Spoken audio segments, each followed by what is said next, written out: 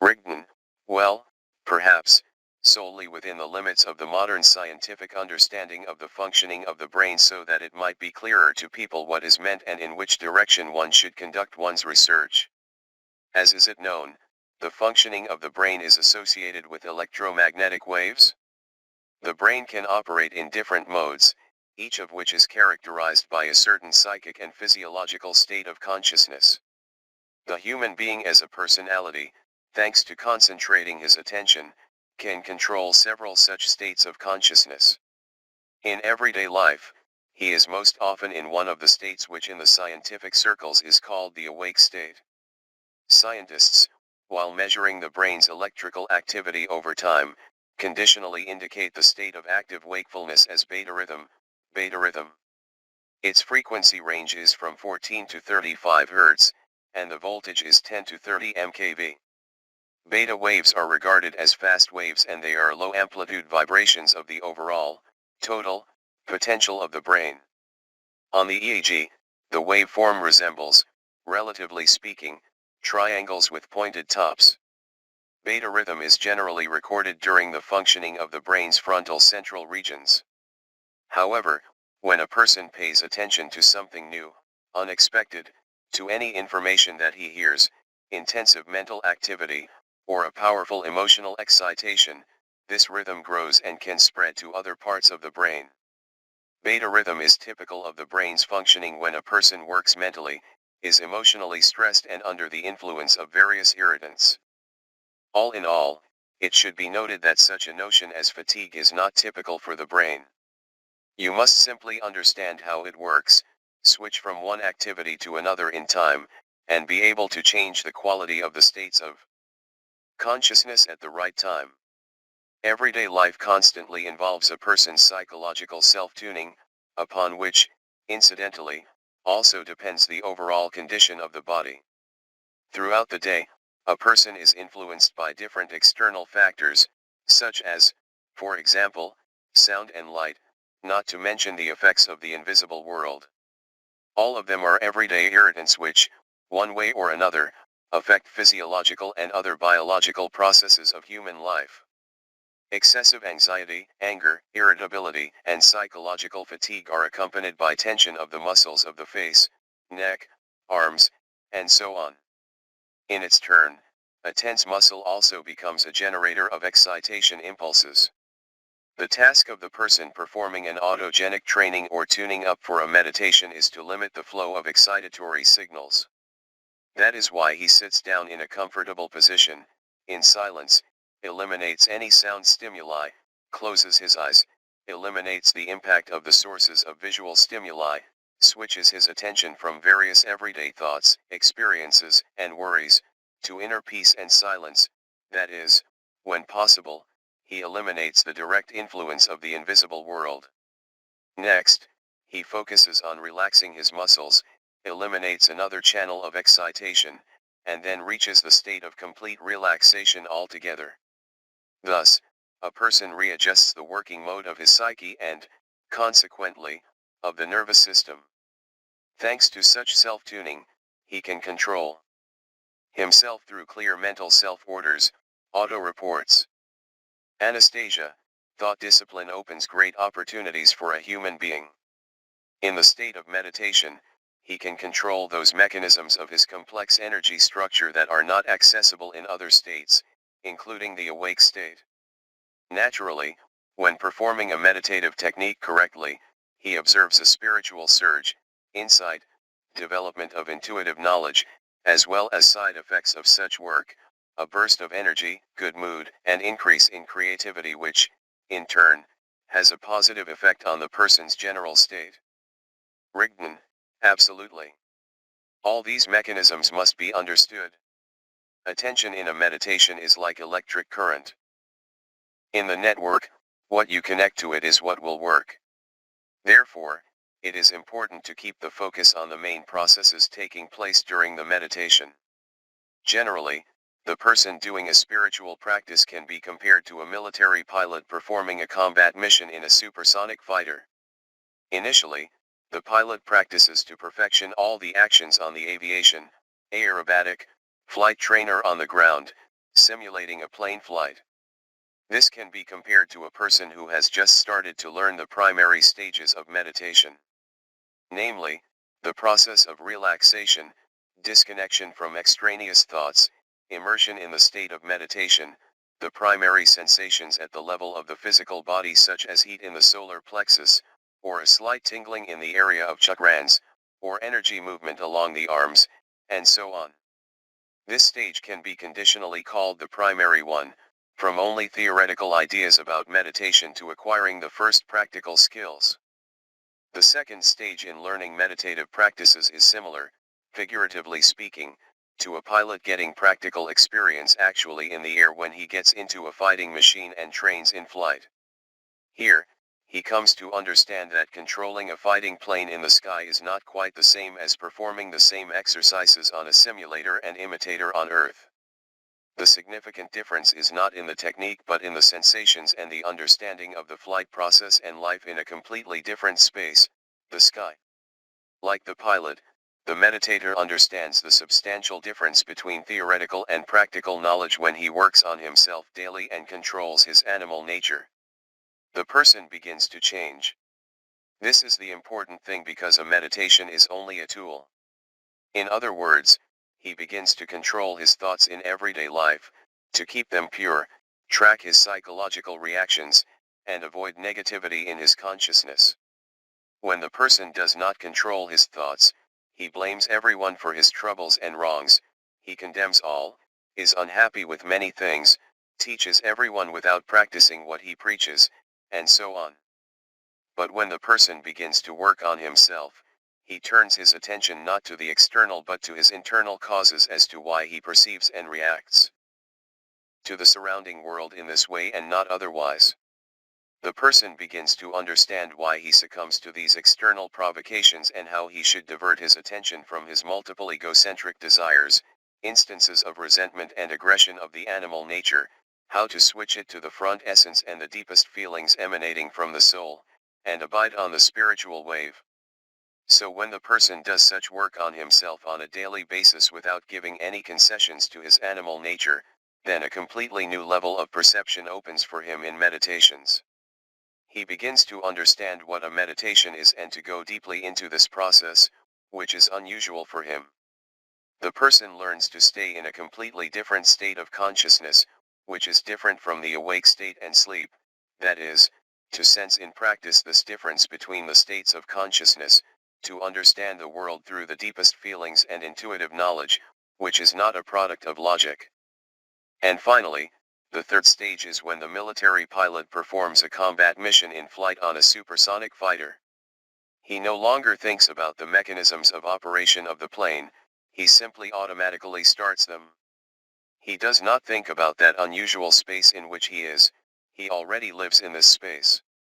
The pilot feels every movement of the aircraft and his attention is focused on the main thing, to carry out the combat mission. So it is with the person who is deeply engaged in spiritual practices. At this stage, he makes the habit of controlling his animal nature, automatically starts the meditation mechanisms with clear mental orders, and performs the meditation itself solely with his deepest feelings without any thoughts. The mechanism of spiritual practices, assuming that an individual does serious work on himself in everyday life, brings the person to a completely different level of perception, including the fourth, the fifth, or the sixth dimension from the perspective of the observer from the spiritual nature. He begins to explore the familiar world of matter and the world of subtle energies only with his deepest feelings, not with logic and material thoughts. After all, thoughts are a product of matter, nothing more than that. However, the spiritual, deepest feelings are a completely different quality of perception and a totally different comprehension of the all-encompassing knowledge, it is that which people call enlightenment. Anastasia, on that side, one gains an amazing clarity and precision of understanding the processes which take place there. However, after a meditation, when you try to explain to others what you experienced, you realize that it is impossible to accurately communicate what you felt on that side through familiar images and associations. Thanks to this, you realize that there is a significant difference in your daily life between the real processes and the mind's game, those associations with which logic operates from the perspective of the material perception of the world.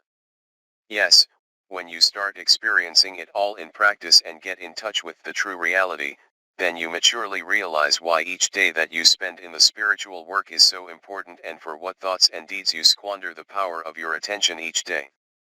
After all, everything has inevitable consequences, first of all, for your soul and your personality.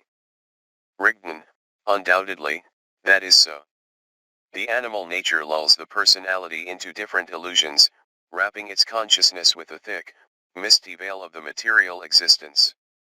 This fog can only be dispelled by the personal spiritual growth of the human being when he, thanks to the experience gained, begins to understand what the true reality is. Figuratively, the process of man's spiritual growth, his self-control, and self-perfection can be compared to creating conditions for the growth of a tree seed planted into the ground. The seed, as a part of a fruit that once matured in the atmospheric environment, the sky, is conditionally the soul. The earth is external earthly conditions for the soul, that is, our thoughts and actions in the material world. What conditions we create for ourselves, whether we have a drought, freeze it, let too much moisture into the soil, or create normal conditions for the seed to grow, let us put it this way, for our spiritual development, so the result will be. After all, if you do not look after the seed, it can die, and there will be no tree or fruits from it. And if you take care of the seed, it has a chance to sprout out of the ground, force its way into the open air, where it will experience the influence of another environment, which is completely different from Earth. But at the same time, it will still retain its roots in the earth, continuing to feel its effects, even though not as much as before, but in its new quality. In other words, during the person's life in three-dimensional space, the personality has the ability to develop spiritually and achieve fusion with the soul, therefore, to escape into eternity. Of course, the seed, earth, tree, sky, perception, development, these are all words of human associations because, as you have rightly noted, in practice, when the person really starts getting to know and perceive the other world, he understands much more than can be expressed in words. So, meditation is a tool with which the system of, figuratively speaking, the spiritual navigation of the complex human structure turns on.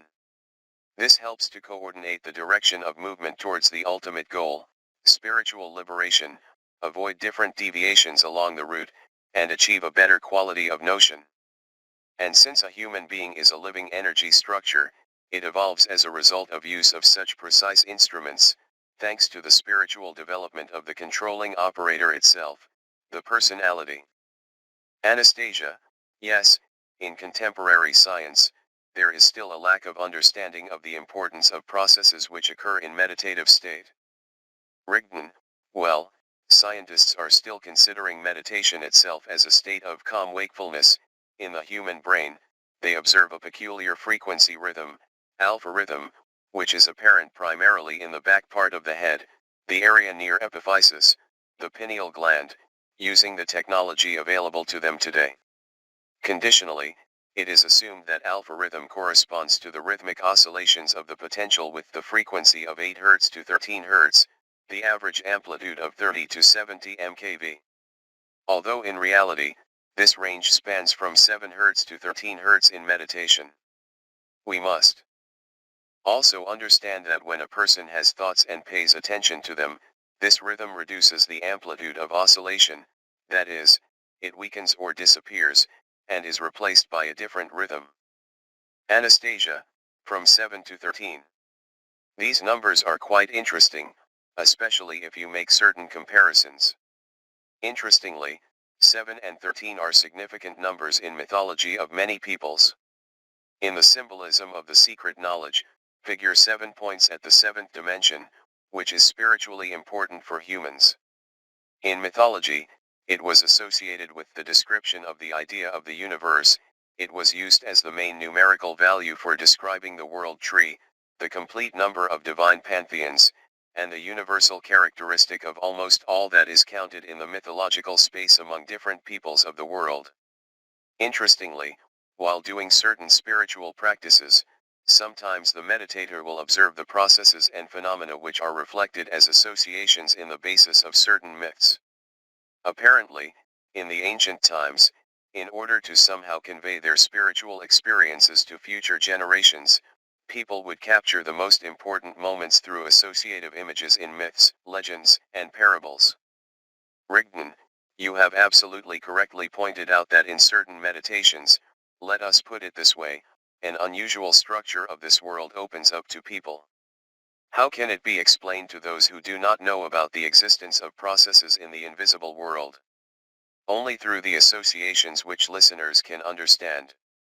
Ultimately, the world's mythology is an attempt by people to record the knowledge of the visible and the invisible worlds, information about the past, and the spiritual experience of mankind in associative forms, which are clear to future generations. Anastasia, and number 13.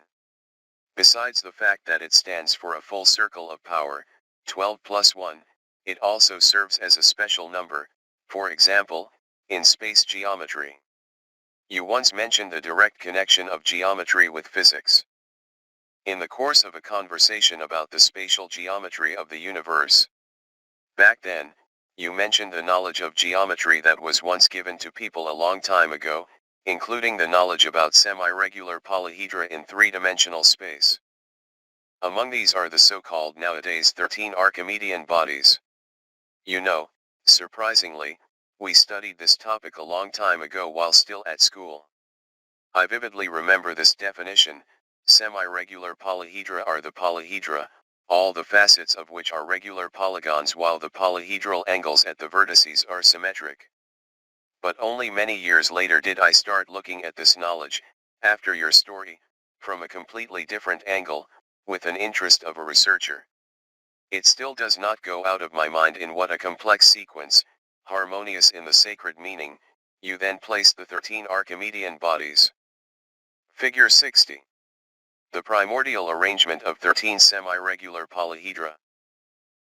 After all the basic symbols and signs are observed in this order, as well as the outline of the general figure in the form of the diagonal cross consisting of the bodies themselves. Moreover, the four essences and the center are marked. There is an evolution from simple forms to more complex ones. People, on the other hand, place these semi-regular polyhedra in a slightly different manner, referring to the fact that they were mentioned in the works of ancient Greek scholar Archimedes.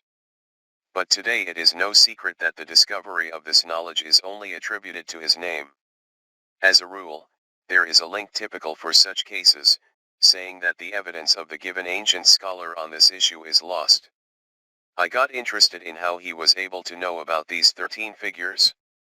Archimedes came from a noble family and independently studied different sciences, including geometry. In the largest cultural center of that time, the Egyptian city of Alexandria, which was then under the dominion of the Greeks, as is known, the famous Library of Alexandria, Mouseion at Alexandria, had already been founded by that time. It was a higher educational institution of international importance, and unique ancient books, scrolls, from different countries were kept there. It is known that Archimedes worked there afterwards. I did some research in historical sources where such knowledge about polyhedra and spatial figures was mentioned in those days and earlier. As you recommended, I looked into the written records of the Hittites, the Indo-European people who lived in the central part of Asia Minor in the 2nd millennium BC. The Hittites received the mathematical knowledge from the Babylonians. That is, roughly speaking, 15 centuries before ancient Greek mathematicians Pythagoras, Euclid, and Archimedes, people had already known of such concepts as, for example, raising a number to a power, tables of square and cube roots, formulae for calculating the area of the triangle, trapezium, circle, volume of the cube, parallelepiped, cone, an ordinary and truncated pyramid, as well as other dimensional figures. Indeed, people possessed all this knowledge since ancient times. Judging by monumental building, It was also used by the ancient Egyptians, the Sumerians, the Indians, inhabitants of Mesoamerica, and other ancient peoples. I also read again the information about the star polyhedra, in particular, the Kepler-Poinsot polyhedra, about the stellated octahedron, which was rediscovered for the modern mankind by the famous scientist Leonardo da Vinci. It is believed that the forms were suggested to people by nature itself. But you are right, what kind of forms are they? These are really symbols and signs. Take the example of the triangle, pyramid, cube, star, and so on. Now I understand better not only the principle of influence through working signs, but also why and how particular symbols were used for a more accurate transfer of a certain meditative technique. Figure 61. The stellated octahedron of Leonardo da Vinci. Figure 62. Star polyhedra, the Kepler-Poinsot polyhedra. Now people have an opportunity to expand their knowledge both in the field of macro and microcosm, explore nature at the level of the structure of molecules, atoms, and more subtle organization of microcosm. Surprisingly, everything is physics, all is wave establishing a specific form of existence. Take crystals of ice or rock crystal, quartz. They often resemble a sharpened pencil, that is, the form of a hexagonal prism with the apex in the form of a hexagonal pyramid. Everything in the material world has a certain spatial position. Once I became interested in the information about experiments on the effect of sound waves on small particles, in particular, on dry sand placed upon the surface of a vibrating plate. Amazingly, the sand starts to line up into different geometrically regular shaped patterns under vibration. And their form directly depends on the sound frequency. I will clarify for those readers who do not know that such patterns are called Chladni figures, named after their discoverer, a German scientist working in the field of experimental acoustics at the end of the 18th, early 19th centuries. Today, the results of his research are used to study the natural frequencies of phone diaphragms, loudspeakers, and microphones. Figure 63. Chladni figures. Geometrical pattern of small particles after the influence of a sound wave of a certain frequency. Rigdon, sound and geometrically regular shaped signs are the realm of pure physics, and, therefore, the first indicator of comprehending the mystery of the global sound and the working signs by mankind. In fact, these are scientifically based discoveries of what has been known to people since ancient times and has been recorded in the legends of different peoples. Anastasia, yes, this reminds me of that unique information about the primordial sound which you mentioned as you were telling us about the Grail, a kind of a pass into spiritual world, the world of God. I recorded it in the book Sensei 4. You said that the formula of the primordial sound consists of certain working signs. Their activation leads to the manifestation of a superpower, a combination of the primordial lotus and AllatRA. When one thinks about it from the perspective of the already known knowledge, for instance, in physics, the geometry of space, global time, and structured information, fundamental information building blocks, one better understands the depth of the knowledge which you have given to the world. Rigdon, the one who fearlessly penetrates the depth, sooner or later knows the truth. While being on the surface, one can only observe a distorted reflection of what is hidden in the depth. Anastasia, yes, in order to know the truth, it is necessary to penetrate its depth, which is possible only from the perspective of the observer from the spiritual nature. As sages had said, in order to know the truth, one must forget about oneself. I also wanted to say a few words about fractals in nature, from the Latin word fractus meaning fractured, these geometric figures that are self-similar inside, which you mentioned in one of the conversations. Fractals really represent an entirely wonderful world of unexpected spatial structures and forms, beauty and harmony. I expanded my knowledge also on these topics. It turns out that I don't know so many things about the world and how fascinating and useful the very process of cognition is. Figure 64. Julia said. A fractal is a geometric shape in which one and the same motif is repeated on a consecutively decreasing scale. Indeed, a pattern that has one and the same structure is repeated quite frequently in nature. One can see this by enlarging or reducing the object of study by any number of times. Self-similarity as a property of fractals can be found in many objects, systems, and natural structures. For example, in snowflakes, clouds, flame, turbulent flow of water, tree crowns, DNA, human blood circulatory system, and so on. Fractals are found in many natural phenomena and processes. This is like another level of complexity of geometry of space, but, as I understand, this is far from the most complex one, taking into consideration what you once told us. As you advised, I inquired also about modern scientific achievements in the field of fractal geometry. It turns out that the fractal model is being very widely used in many areas of different sciences. For example, in chemical kinetics, from the Greek word kinetikos meaning the moving one. Taking into consideration that this area of physical chemistry is connected to biology and other areas of natural science, I can imagine what an enormous amount of study material it is, including in the field of medicine. Fractal models are also used to create antenna structures and in computer science to improve traffic as well as to compress and store data in a highly compact form. Scientists consider them to be an alternative future of the modern Internet. Additionally, fractal models are used in nuclear physics and astronomy to study elementary particles, processes on the Sun, and the distribution of galaxies in the universe. Indeed, fractal properties are found also in the spiral energy movement, to which you drew our attention back then. I found it in indirect evidence when physicists observed the behavior of fractal clusters in external electric and magnetic fields with the formation of a spiral as well as turbulent flows. Large vortices would give rise to smaller vortices there, while those, to still smaller ones, and such a division of spiral energies was observed up to those visible limits which were technically available to scientists. Rigdon, when man searches, he actually finds more than he expected to find. The knowledge about fractals is more ancient than modern people imagine.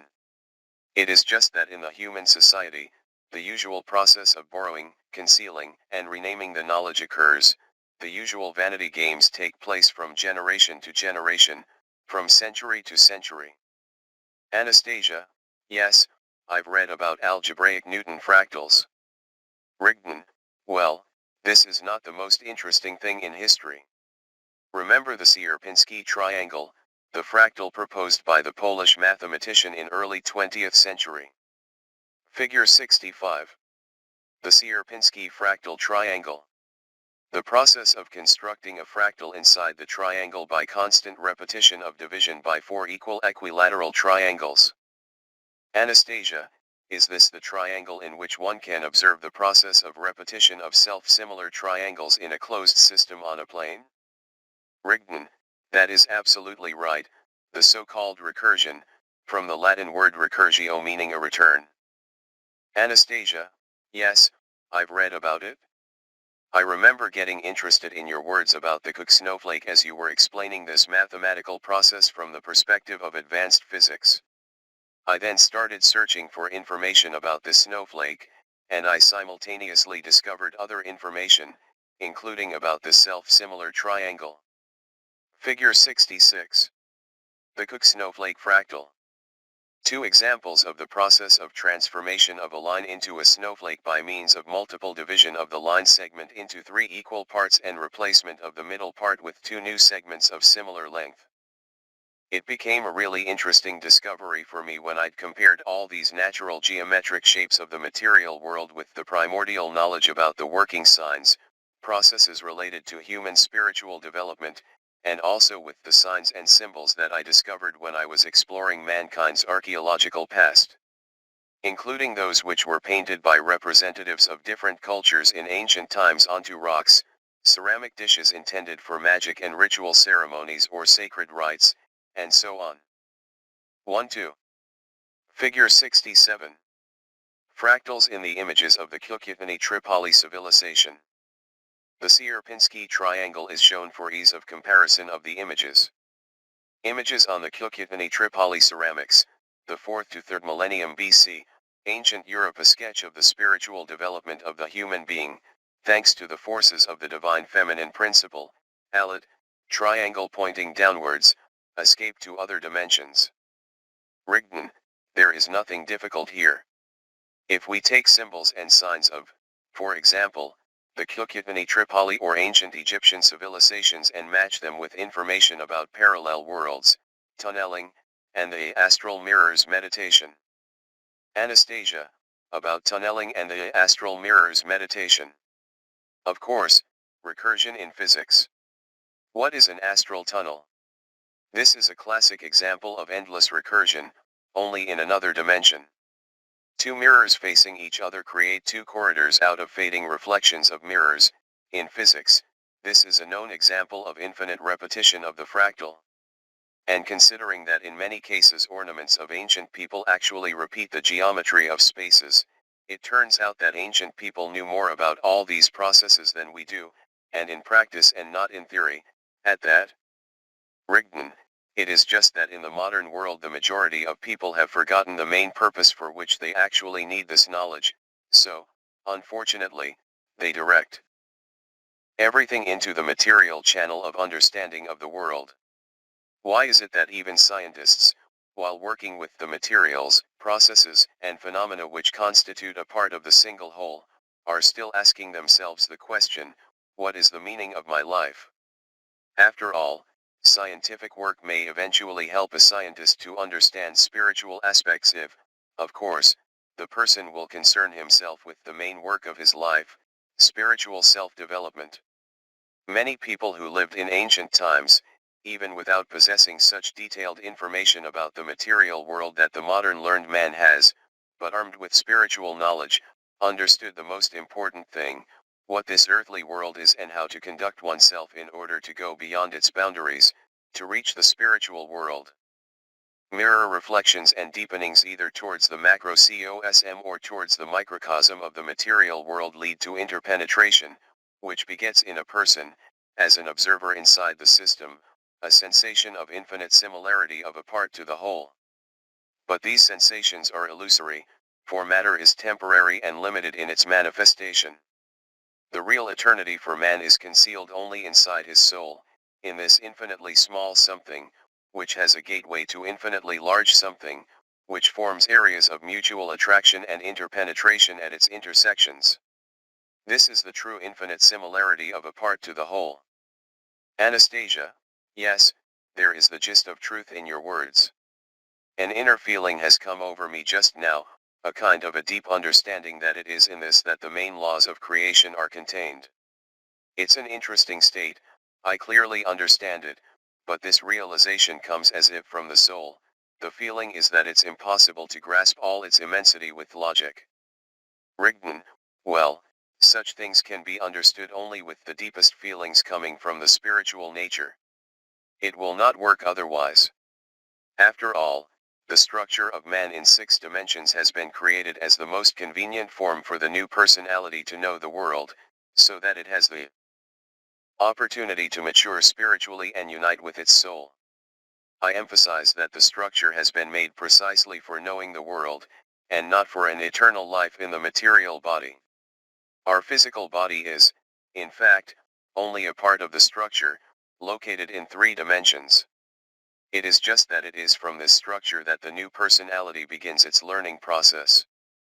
So, one can say that each person has potential beginnings of a scientist. It is simply important to, first of all, learn to understand this world from the perspective of the observer from the spiritual nature, and then seminal discoveries will not keep themselves waiting. Today people do not see and do not understand much, even having modern devices. They are unable to comprehend many processes with their material thinking since they try to observe and judge phenomena while being inside very limited systems of the 3rd dimension, of their physical bodies, the earth, and so on, and not outside of them. Although everyone has such an opportunity, to know the world from the perspective of the observer from spiritual nature. The work of the brain's ancient structures while doing spiritual practices, coming in contact with the spiritual world, and understanding the mysteries of creation cannot be replaced with any technology. Anastasia, that is true. Indeed, each person is a research scientist in a way, regardless of his or her profession. After all, what is the most important thing in any profession? To be human here and now in any regard, and to, first of all, work on yourself. Then the results of such inner quality work will be reflected on the outside of the person's life, in his help to other people. And if such people are the majority in society, then society will become different, for each part is a carrier of the properties of the whole. Rigdon, undoubtedly. But let us get back to the topic of meditation as an altered state consciousness. The variety of frequency ranges of the brain, as well as of the surrounding world, is far from having been mastered, even though today science already has some understanding of this matter. A human being has his own energy field which emits certain radiation. Even if one studies the human structure in 3D, one may discover many interesting peculiarities. The skull, for example, is a good resonator of various frequencies. By the way, human lives on planet Earth, which also has its own energy field. The air atmosphere, or more precisely, the ionosphere, upper layers of the Earth's atmosphere located above 50 km, is a huge spherical resonator, a wave duct, which has electrical conductivity and where processes of ionization and deionization, from the Latin prefix re- meaning continuation, repetition of action, and combinatio meaning combination, are constantly taking place. The human being lives in the cavity of this three-dimensional resonator which, of course, influences his energy structure in one way or another. As you remember, the external border of the ionosphere is also an external part of the Earth's magnetosphere, of that very screen which protects the planet from cosmic radiation. Thanks to the ionosphere, radio waves, for example, travel over long distances by reflecting off it multiple times. The lightning, which generates low-frequency oscillations when it resonates with molecules of the atmosphere, can give rise to continuous oscillations of a certain nature in the ionosphere, which travel around the planet many times. Anastasia, just like person's thoughts when the animal nature dominates. These electrical discharges can at times resonate in such a way that continuous undamped oscillations then go round in circles in the head all day long. Rigdon, well, what is resonance? The word resonance is derived from the Latin word resno meaning I sound in reply, I respond. This is a response. The phenomenon of resonance is not simple, it influences the sound, electrical, mechanical, and other oscillating processes. Remember, I once told you that Nikola Tesla constructed a device known today as the Tesla coil, Tesla resonant transformer, by using which he had demonstrated his body glow in high-frequency current. The Soviet inventor Semyon Kurlin subsequently improved upon his development. Thanks to this, today people can observe the so-called Kurlin effect, which makes it possible to capture a glow, a kind of halo around various biological inorganic objects placed in alternating electric field of high frequency. Anastasia, of course, I remember you telling us back then about another interesting experiment. Researchers cut off a part of a leaf which had been freshly picked from a tree. The leaf itself was placed in this field. In the picture, they saw a phantom image of the removed part of the leaf appear. In essence, using our language, the information structure about the whole leaf was preserved, although its physical part had been removed. Later, I expanded my knowledge on these issues as well. Frankly speaking, I discovered many interesting things, including information about an ongoing study of the possibilities of using this phenomenon to diagnose diseases and different psychophysiological states of a person, since it has been noted that the nature of this glow depends on the state of the object of study. Rigdon, the fact that it is being studied today is wonderful. It is just that a significant step in this regard will be made when scientists have at least a general idea about the human energy structure. That is when they will gain an understanding of the most promising directions of their research. So, as it is known, resonant oscillations are most clearly pronounced close to the initiators of these oscillations. What do these oscillations represent? This is a change of the state of the environment, disturbances that carry energy. In other words, this is a change of the environment which occurs because information enters it.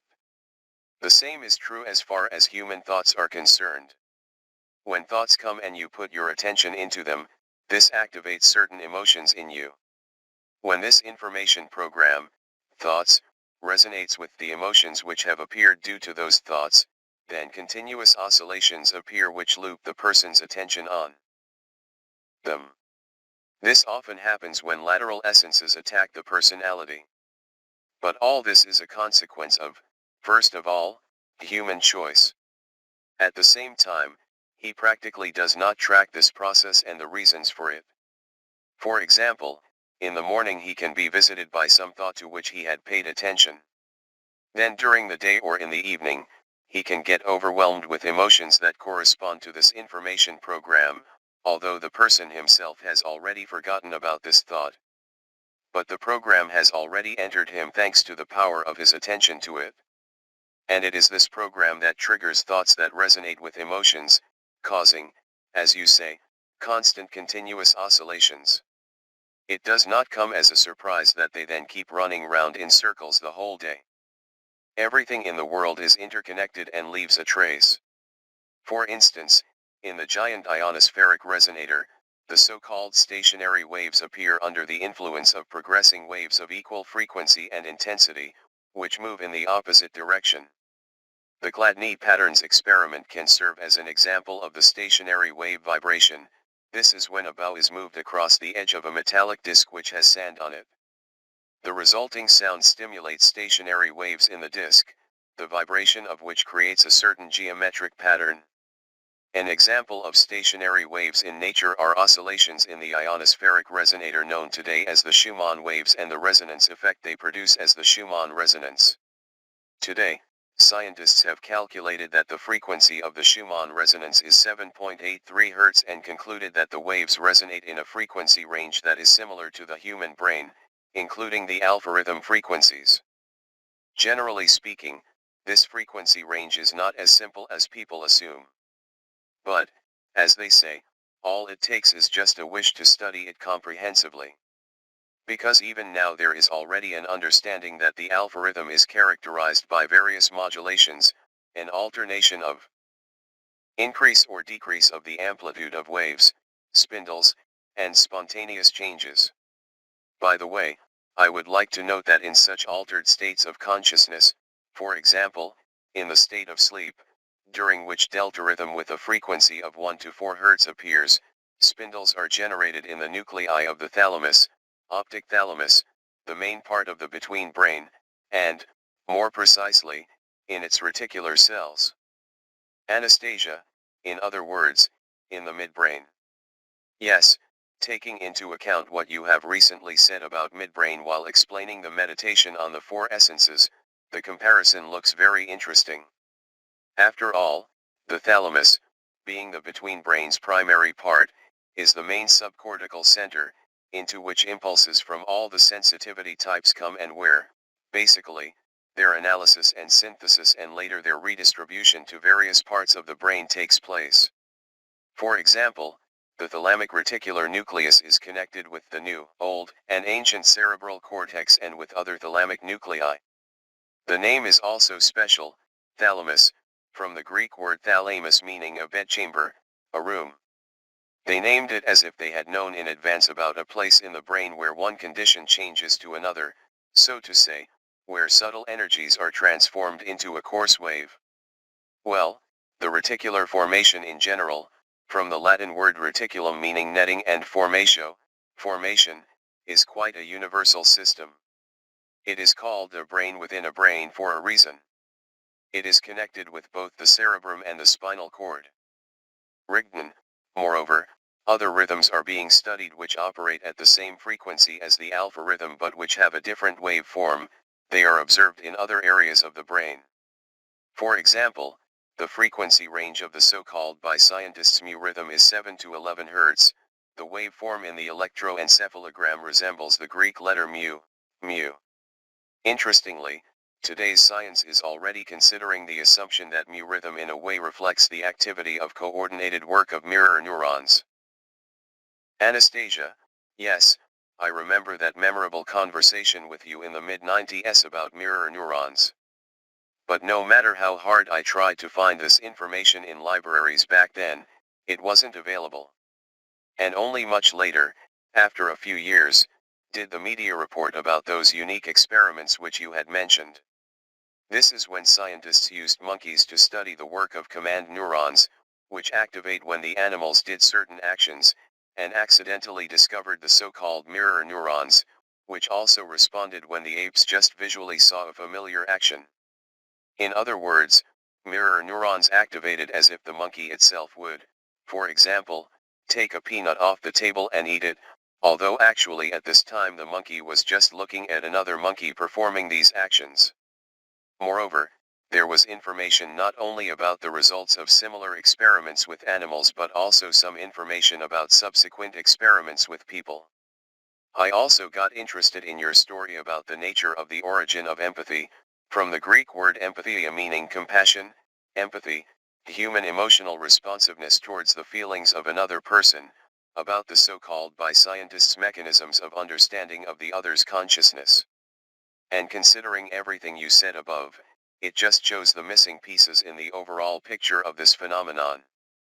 Your information is really unique, and it sets a vector of purposeful search to make wonderful, individual, and evolutionary discoveries of universal significance.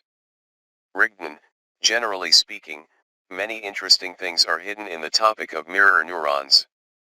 But it will be fully available only when mankind gets to the fundamental concepts about the invisible human nature, the capabilities of expanded perception of information through altered states of consciousness, in particular, through various spiritual practices and meditations aimed at spiritual development. Anastasia, this will be a serious evolutionary step in science development which will lead to the understanding of mechanisms of telepathy, humans' quick adaptation to various conditions, including space environment, parallel worlds, and other dimensions, mechanisms of prediction, and modeling of events and actions. Rigdon, mirror neurons are just a little step of science along the way which in the future may lead to the understanding of the workings of real mechanisms of the overall human structure, how exactly one person reads information, feelings, and emotions of another person even before verbal or visual information about his interlocutor reaches him. Well, of course, provided that this humanity has a future. Anastasia, yes, the human choice. Everything rests on it. Rigdon, the neural activity is only partly of electrical nature. People do not understand and see a lot of things in the brain's functioning since they do not yet have such instruments which could detect thinner energies of other dimensions. Although, of course, if we speak about the best tool in reference to knowing the invisible world, then it is definitely the human being himself, who is endowed with the ability to penetrate other worlds and dimensions. Anastasia, in other words, a person can set a task and receive a ready answer or a result without realizing all the particularities and subtleties of the phenomena that accompany this process and its mechanisms. That is, speaking the language of scientists, he can get a practical result while bypassing theoretical calculations. Although for scientists themselves, many of whom consider themselves to be materialists, it will obviously sound like nonsense. Rigdon, well, this is equivalent to getting an understanding of what faith is, an antonym or a synonym of the word knowledge. After all, faith without knowledge raises doubts. Doubts make it impossible to understand the truth. Incomprehension of the truth makes faith meaningless and empty. Knowledge eliminates doubts as it gives an understanding of the truth. Understanding the truth fills faith with knowledge. And only faith that is filled with knowledge is true faith. Anastasia, so it happens in life. In practice, I have already more than once come across cases when the person tries to do a whole range of different meditations but doesn't want to change himself, remaining egocentric in nature and wishing to satisfy his own significance in everything and to gain personal power over everything. Such people are often visited by doubts, pride, and incomprehension of simple truths. But I've also seen other people who try to work on themselves each day, and they get an entirely different result from the same meditations. While aspiring to be human in each day, developing themselves, and doing spiritual practices, they begin to understand the silent knowledge, gaining true faith. For such people who have spiritual diligence, I would appreciate it if you could tell us about one of the fundamental meditations, the pyramid. Rigdan, in this respect, there is an ancient Eastern wisdom: if one man during his life has defeated many people many times in battles, and another man has conquered only himself, the latter has won a greater victory than the first one. Because it is much more important for a person to conquer himself rather than all the other people. I hope that in view of the already available knowledge, people will better understand the meditation pyramid. So, as I have mentioned before, from the perspective of the observer of a higher dimension, the human structure does not look the same as it looks in the three-dimensional world, with arms, legs, a head, and a torso. It looks as a complex shape which more than anything resembles a four-sided truncated pyramid with its top detached. This is, of course, if we pick the closest association understandable for the thinking of a resident of a three-dimensional world. Thanks to the pyramid meditation, a person can feel his energy structure, which is connected to the four essences, expand his perception, and, most importantly, feel his soul.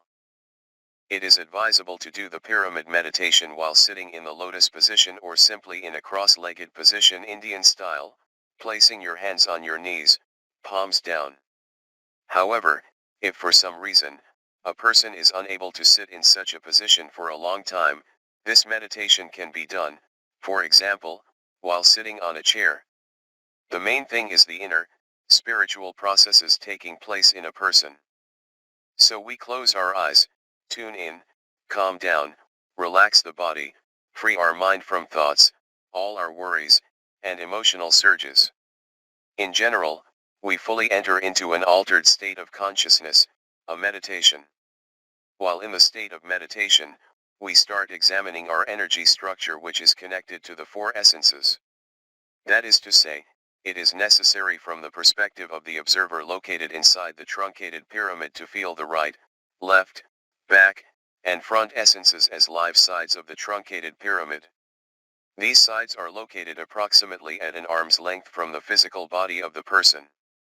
Anastasia, figuratively speaking, in front of the meditating person at an arm's length, there is a live energy field, conditionally in the form of the front wall of a truncated pyramid. It's the same on both sides and in the back. These fields form a quadrangle base, in the middle of which there is a meditating person sitting in the lotus position. Rigdan, yes. These four essences are like frontier guards of our energy field or, in other words, of our personal space. What is personal space? Between the physical body and the four essences, there is space ranging from the critical 7 centimeters up to 1 meter.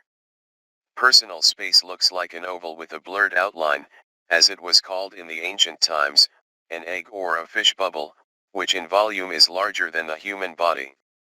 As a rule, in the secret writing of signs and symbols, it is conditionally designated with the symbol of an oval. I will just say that the personal space of each individual is unstable, it constantly varies within certain limits of its volume. This depends on many factors, even on a change of an individual's mood.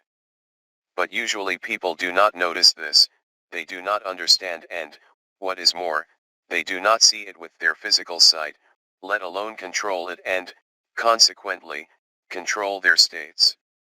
But this is not our topic now. It is worth noting that the distribution of energies in the human pyramidal structure is slightly different from how a person would perceive it from the perspective of the observer of the third or the fourth dimensions, through the energy meridians of the body, arms, and legs. Here, energies are distributed on the cross-sections of the pyramid according to the physics and the geometry of spaces of higher dimensions. So, The conditional sides of the truncated pyramid are our four essences. The soul is confined in the middle of this structure in a kind of light cocoon. It is located approximately in the lower third part of the structure, and if one uses the physical body as a reference point, then it is at the level of the solar plexus and the upper part of the abdomen. By the way, in the East, since ancient times, the soul in a cocoon has been symbolically depicted as a pearl in a shell. It was a symbol of human spiritual development, which is hidden from the eye, inside his structure. It was a miracle of revival. Its nacreous whiteness symbolized spiritual purity, wisdom, perfection, and sacred knowledge. It should be noted that this associative comparison of the soul with the pearl can be traced in all the religions of the world.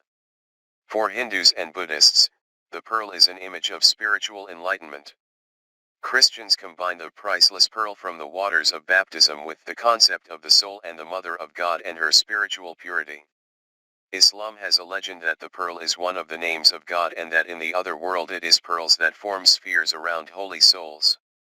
Such associations are partly related to spiritual vision because the meditating person during certain spiritual practices sometimes sees processes taking place in the area where the soul is located, which he associates with a shining, a play of bright light coming from the soul, which looks like the glitter and sparkling of the pearl's nacre in the sunlight. Anastasia, once, you gave another good association when you were describing the shell of the soul during reincarnation, that it looks like an iridescent film on a soap bubble. I wrote this knowledge down in the book Izoismus. Rigdon, that is right. Now that we have outlined the human structure as a truncated pyramid, let us move on to its top, which is detached from the base. It is in this place, in the pyramid's conditional top, which is located above human's head, that his thoughts are born. That is approximately half a meter from the top of the head. The distance is approximate because it is individual. That is what the energy structure of an ordinary person looks like in the understanding of a citizen of the three-dimensional world. It looks like a four-sided truncated pyramid with a conditionally detached top. But let us get back to the technique of this meditation. So, it is necessary to feel all the four essences.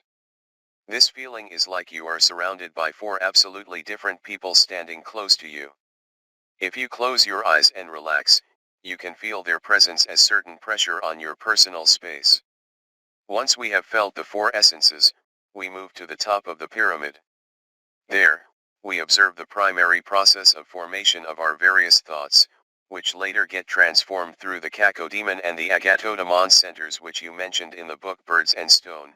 One might say, they acquire material characteristics, how these energies appear, and ways of their movement, interaction, and blocking. We differentiate their impact.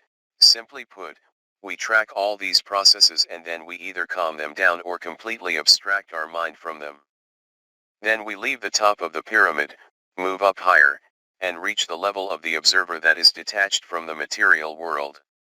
In other words, we rise above thoughts, above matter, and we reach the state of detachment from the earthly, from what, in one way or another, binds us as a personality to matter.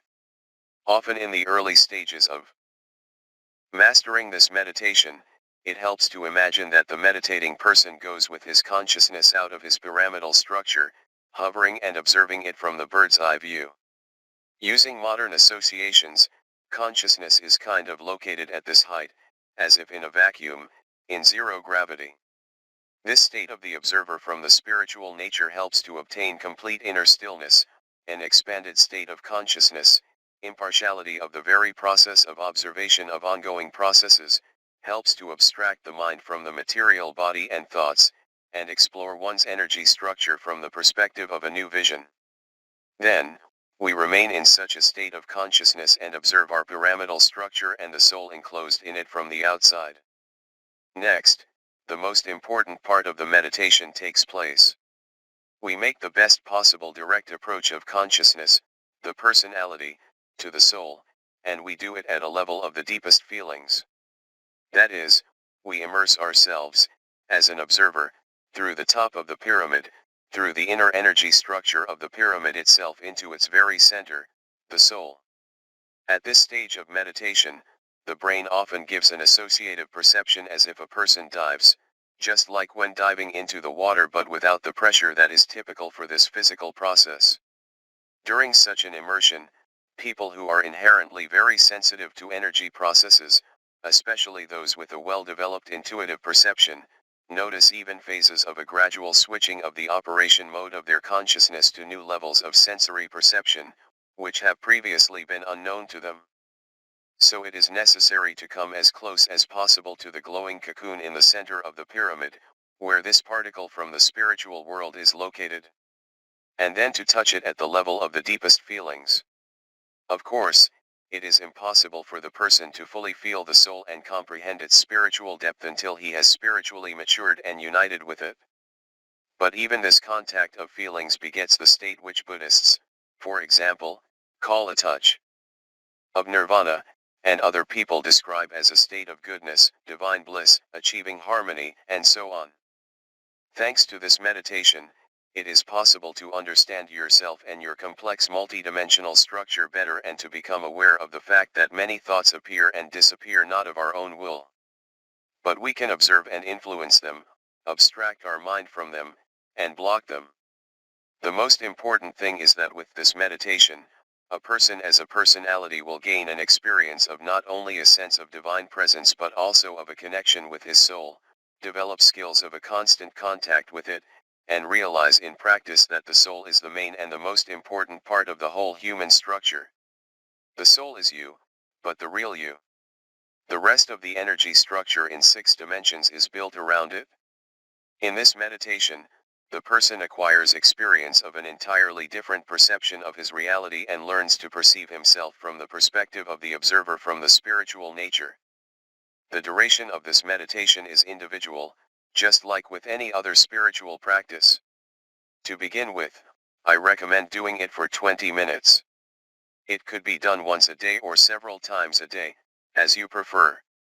The main thing is to do it thoroughly. Later on, the time of the meditation can be increased, for example up to 30 minutes. But again, the most important part of this process is not the duration but precisely inner sensations and the development of a spiritual deep connection of feelings with the soul. Anastasia, this meditation is truly unique.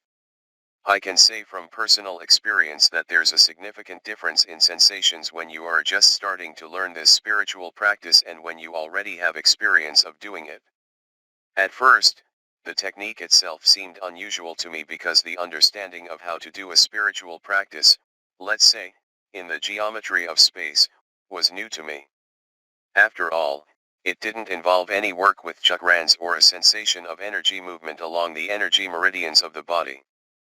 And so on, to which at that moment I was already used. But that's what makes it interesting. At first, everything happened for me only at the level of imagination, but probably that was because at that time I couldn't yet fully get into an altered state of consciousness. Later on, as I practiced this meditation at home every day, wonderful sensations appeared.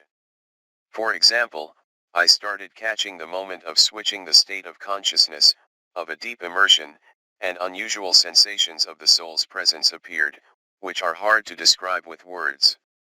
You are absolutely right. It is necessary to get a personal experience of the meditation in order to understand the whole inexpressible range of sensations. And I have several other observations about the sense of time during the process of meditation. Earlier, when we just started doing the first spiritual practices, it was quite challenging for me to sit in a meditation for 20 to 30 minutes. Now I understand that you pay attention to the body during the process only when you are in the mode of usual thinking, when, in fact, you are in the waking state.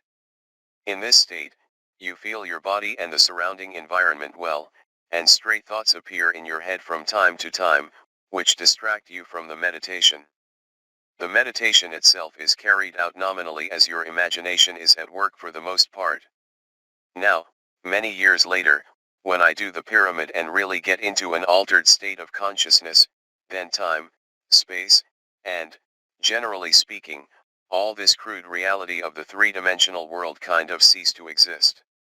You only start this process, go towards the soul, and you are kind of picked up from the other, spiritual side, the front essence starts working actively. What happens already at this stage of work in this meditation is, obviously, incomparable to the results of the very first attempts of its exploration. Besides, there's no monotony in this spiritual work. Every time this spiritual practice gives one a new awareness, a richer range of sensations, and a clear understanding of the processes and changes taking place at the invisible level. You already live by this state, and when you finish the meditation, it seems that you leave something near and dear and wait again for that moment when you can feel it once more. Because of this, you get an urge and an active wish to practice it more since you want to stay there longer. For in this wonderful state, you begin feeling something very dear and intimate, an extraordinary comfort. You clearly become aware of the deepest processes which are impossible for the brain to understand in the usual state of consciousness. Importantly, when you leave this meditation, you feel a significant difference between that subtle world and the world of matter of 3 dimensions. You start feeling many processes in our reality as the work of rough material energies. Surprisingly, in the state of meditation, you gain a clear and precise meaning of your existence, and many things, which used to trouble you in worldly life, appear to be empty and ridiculous. There, you fully realize that the real life values are values for the soul. This phenomenal experience in a way leaves a certain spiritual mark on your life in 3 dimensions. This, in its turn, allows you not to lose your spiritual and life's reference points, encourages you to work on yourself harder, track your thoughts and states, and ward off provocations from the animal nature. The spiritual experience helps to understand where the true happiness lies, which begets feelings of peace and comfort of the soul, and why you shouldn't chase after a ghostly illusion of this world. Most importantly, you gain an understanding of who you really are and what the meaning of your existence here, in this world, is. Rigdon, space and time in this world have an intermittent, cascading, nature. Everything material is intermittent and uneven, everything is isoosmos. This material world is unstable and temporal. The world of God, however, the spiritual world, is stable and eternal. After this meditation, it is really possible, even in the usual state of consciousness, thanks to the experience gained, to feel these deepest feelings coming from the soul, this subtle connection with it, the feeling of boundless spiritual love, the feeling of native home, nirvana and eternity.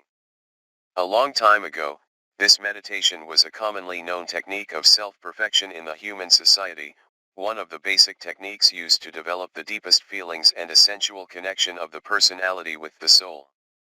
However, gradually, as the process of materialization of society's consciousness developed, people started forgetting and losing this meditation technique, just like, by the way, many other grains of spiritual knowledge. Sometimes, even mentions of it got deliberately destroyed. As long as true spiritual knowledge was present in society, it was passed to next generations in the form of symbols as the most important and obvious thing in a person's worldview. For example, the symbolic designation of the pyramid meditation, the full version of the symbol, was a square with a diagonal cross and an empty circle in its center. Figure 68. Symbolic designation of the pyramid meditation. Anastasia, you know, as you were explaining this meditation to us for the first time and saying that energies are distributed along the sections of the pyramid, out of curiosity, I later looked into geometry textbooks and read, now with great interest, that which had slipped my attention at school. For example, that the plane which intersects the pyramid and is parallel to its base, cuts off a similar pyramid. If one cuts a 4-sided pyramid with several planes which are parallel to the base, and then projects these sections onto the same plane of the base, then as a result, we'll get a series of squares inscribed in each other. And the square, as it is known, is a symbol of all that is material. Generally speaking, thanks to this additional information, I later started to understand more also about the processes taking place in the meditation. Still, it's important for a person to have all-around basic knowledge. Rignan, the pyramid's geometry is closely linked to physics. Due to having such a structure and the necessary knowledge, it is possible to cause certain effects as a result of an interconnection among dimensions, due to natural laws of physics. This was, in fact, known to the priests who possessed information about the primordial spiritual practices. It is sufficient to take a look at archaeological facts, ancient pyramidal structures, and people will come across the information that almost all of them had a very important worshipping, ritual, religious, and ideological meaning. They symbolized supernatural powers and embodied the manifestation of certain properties of the world, and that is why people deified them. Figure 69. The layout of the pyramid and its base. The structure of the pyramid, built in the 2nd millennium BC, is shown in the layout in sectional view and in horizontal projection, where a filled stone frame is indicated. The geometric plan of the base of the pyramid particularly stands out. Anastasia, yes, today many people know about such long-standing monumental structures as pyramids of the ancient Egyptians in Africa and the truncated pyramids of the peoples of Central and Southern Americas.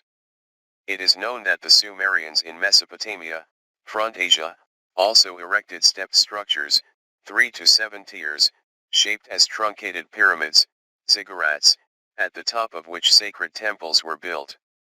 The whole complex symbolized for them a connection between heaven and earth, a mystical, sacral center. Rignan, what is more, the symbolism of the pyramid was also linked to people's destinies after their death, for instance, by the Sumerians, Egyptians, Babylonians, or in the burial traditions of Syria, Palestine, China, Korea, the North Caucasus, Siberia, and so on. Anastasia, undoubtedly, these burial places usually have a stepped pyramidal roof, ideally, up to 6 steps, which earlier, obviously, indicated the number of dimensions in which the human structure is located. At the top, as a rule, there was an elongated or a hemisphere-shaped stone. It was a symbol of the other world, the 7th dimension. It signified spirituality, the omniscience of a deceased person, or a symbol of the departed soul. And there are even tombs themselves that are square-shaped in design. Rignan, many people simply made burial mounds, which resembled the pyramid. Anastasia, yes, this is the most common type of burial structures on the continents. It is worth mentioning the mounds in the steppes of Russia and Ukraine. For example, mounds of the Abashev archaeological culture, which was widespread in the 2nd millennium BC on the territory from the Kalyuga region to Ural, Russia. By the way, the cult of fire and the sun and ceramics, which was richly decorated with geometric ornament, were typical for it. In its layers, plenty of women's adornments in the form of spirals as well as pendants, plagues, and so on were found.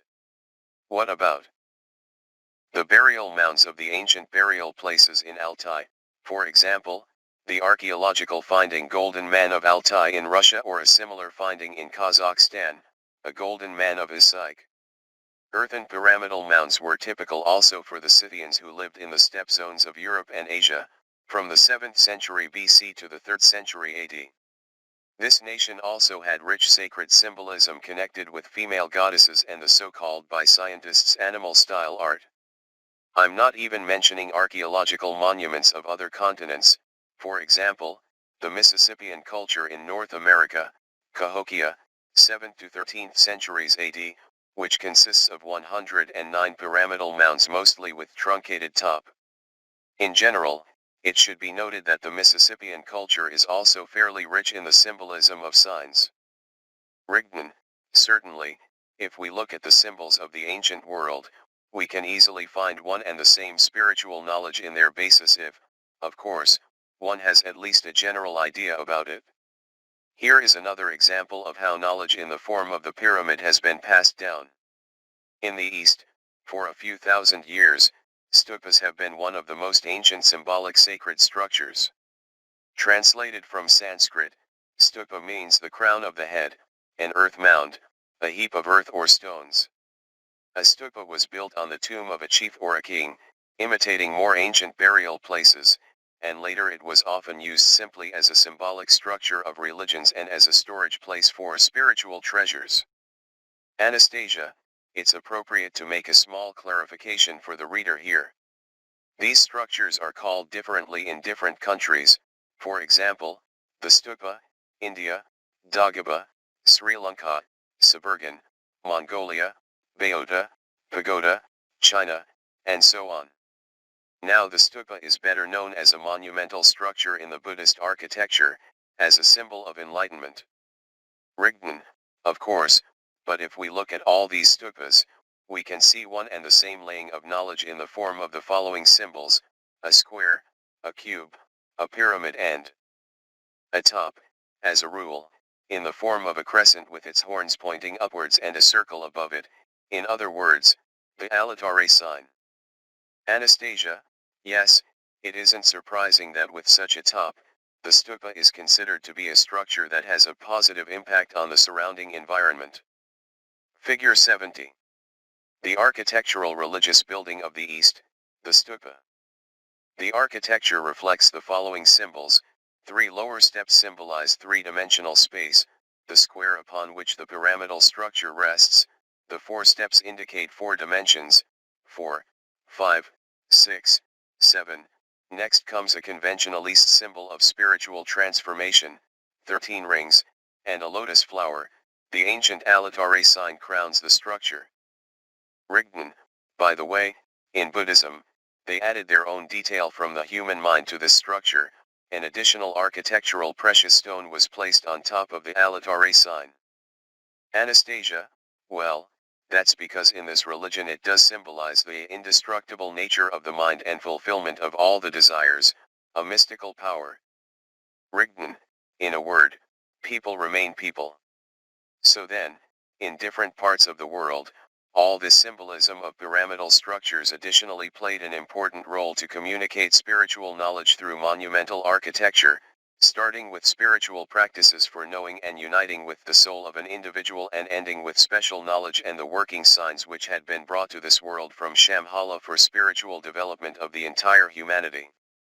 Anastasia, as of today, the meaning of these ancient symbols is simply lost for most people, just like spiritual knowledge as well as the symbolic and associative role of the ancient fetish artifacts shaped as pyramids. This is clearly traced in the history of peoples.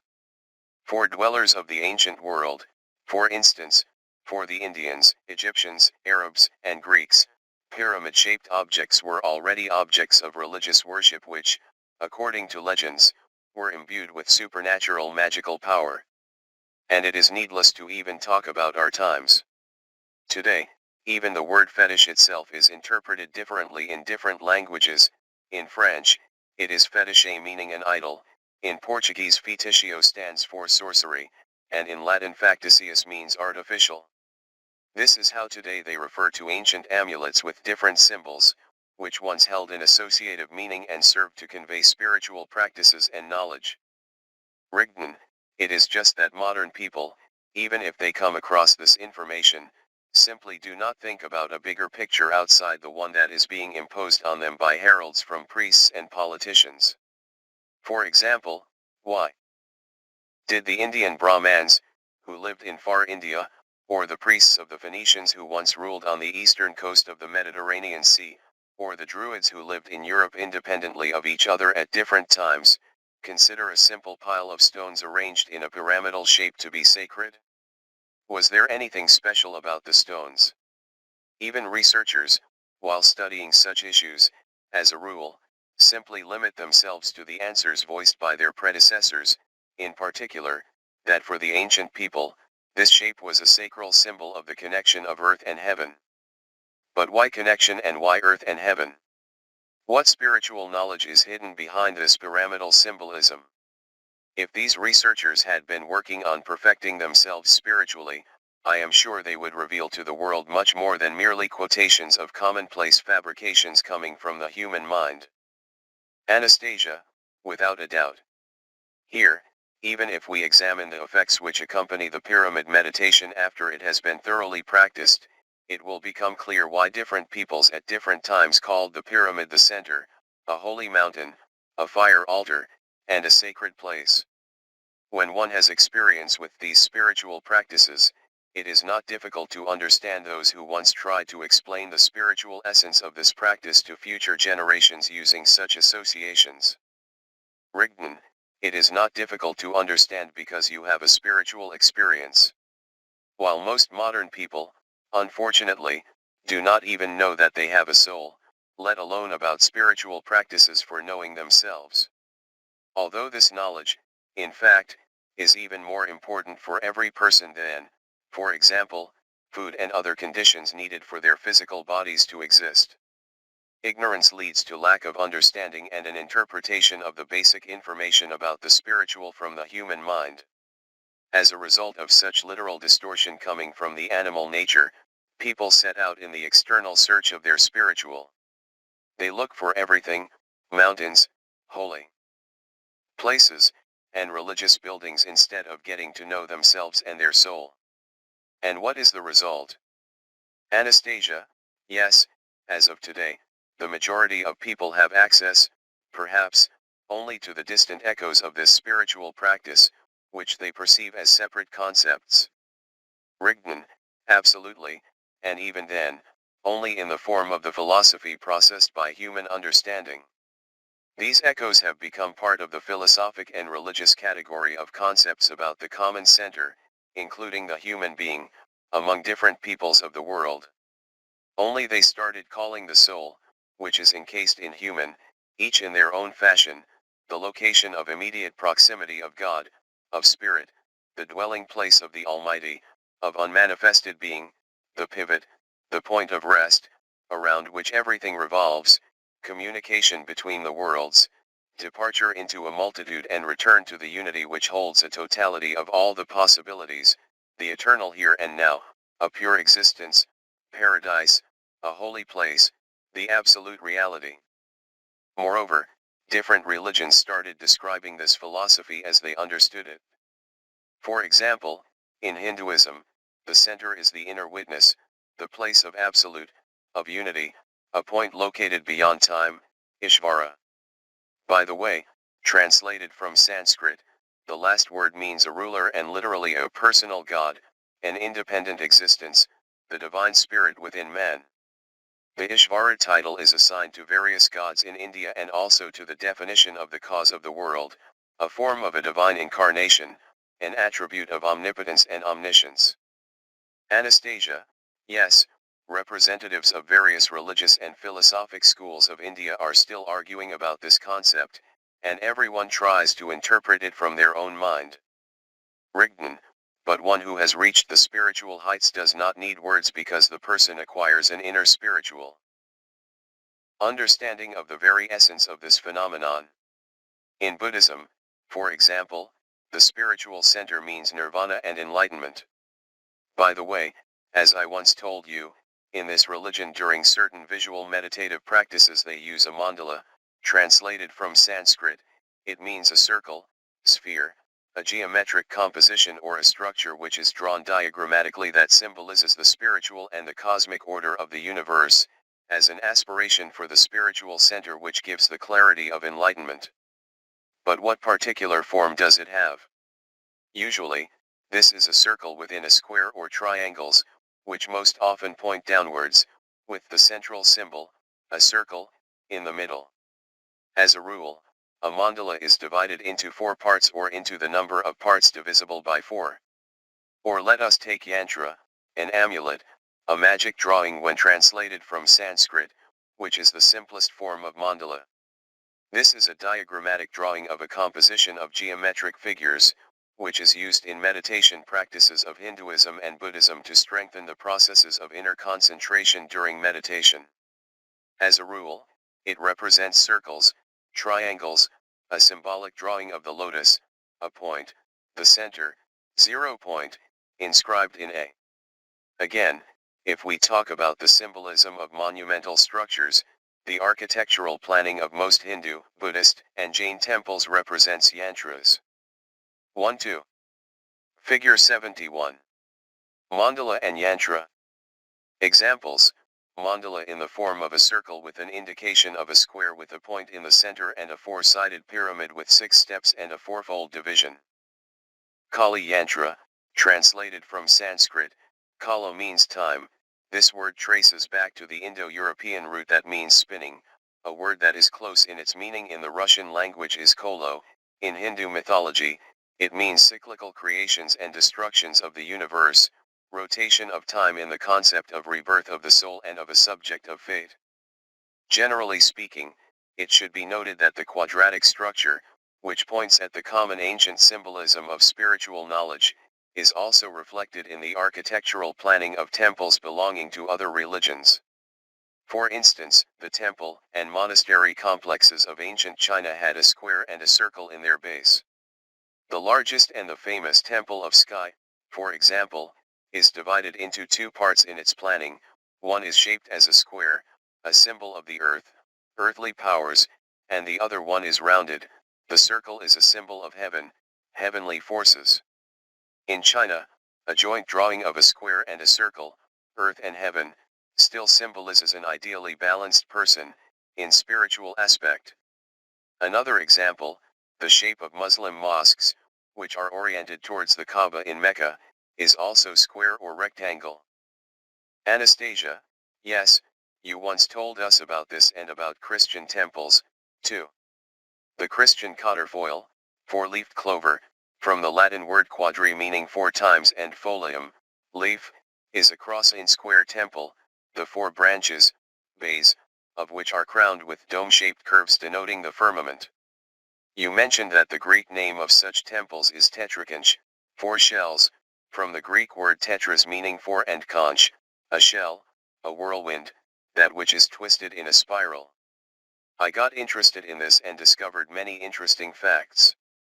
Such constructions were popular not only in ancient Rus but also in Byzantium, countries of Transcaucasia, Armenia and Georgia, Persia, Iran, India, and other ancient countries. They came to the West through the Hellenistic culture which had borrowed many things from the cultures of the ancient East. But what's remarkable is the fact that in the temples of early Christianity in the Middle East and in Europe, and later in the Christian temples of ancient Rus as well, the altar at first was actually installed exactly in the crossing of the temple as a throne of the invisible God. That is, under the central big dome in the middle of the church. And only much later was the altar moved to the protruding eastern part of the building. Figure 72. Scheme of the cross in square temple. Quadrifolium. Rigden, the crossing, or the central inner part of the church, symbolized exactly that precious pearl in the shell which was known to the entire ancient East as a symbol of the soul. By the way, in the ancient times in Kiev Rus, the first version of Saint Sophia's Cathedral, the Divine Wisdom, in Kiev was nothing other than a 5-nave cross-dome temple with 13 cupolas, which had a pyramidal composition. Additionally, the cathedral's domes had crosses, at the base of which there were horizontal crescents with horns pointing upwards. Furthermore, the center, shaped as a circle, of each cross was crossed with a diagonal cross, and the overall composition was an equilateral cross. All of the ancient spiritual symbolism was there, a circle, a rhomb, indication of 3, 4, 6, 7, 8, 9, 12, and 13, and also the AllatRA sign. This cathedral was dedicated to the Annunciation, in other words, to the Mother of God and Archangel Gabriel. 1-2. Figure 73. Symbols of Archangel Gabriel and Virgin Mary. The cross symbol of the Virgin Mary. The central cross is a symbol of the Mother of God, the Virgin Mary, with the top symbolizing the teaching brought from the spiritual world, the AllatRA sign. It symbolized both the true spiritual teaching introduced by Jesus Christ and a transfer of the spiritual knowledge, revealing of the will of the spiritual world in the meaning of a message from Archangel Gabriel as a messenger of the spiritual world. Such a cross is an entire book for people who are initiated into the mystery of spiritual knowledge and the real teaching of Jesus. It is a personal symbol of the Virgin Mary as of Jesus's disciple, who attained spiritual liberation during her life and remained to help people. even after her physical death. On the top of the central cross, there was also a finial in the form of a crescent pointing upwards and a circle above it, in other words, the working sign AllatRA. That distinctive feature pointed at the fact that this teaching had been brought from the spiritual world, in that case, by Jesus Christ as a supreme spiritual being who had visited this three-dimensional world through an incarnation into the human body. It also pointed at the special meaning of Archangel Gabriel as a spiritual being who played an important role in spreading the true spiritual teaching of Jesus and in the spiritual support of Virgin Mary. Furthermore, all this together indicated the level of knowledge of those who initiated the installation of this working sign on the central dome of the main temple of Kievan Rus.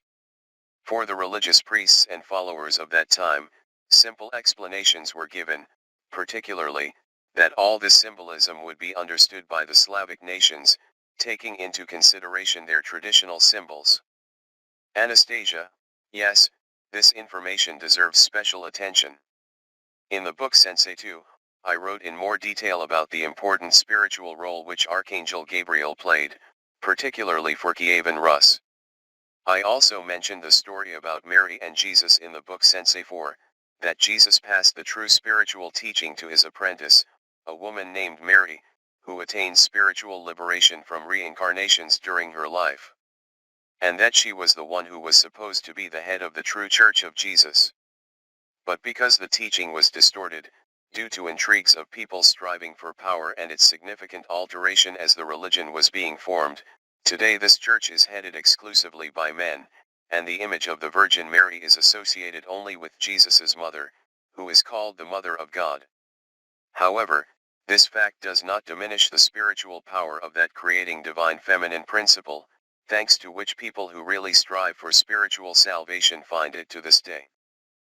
Rigdon, I hope that people will not simply read this information but will understand its spiritual meaning. The spiritual teaching of Jesus was given in the open form to all people as knowledge, as a seed of truth which was one for the entire mankind.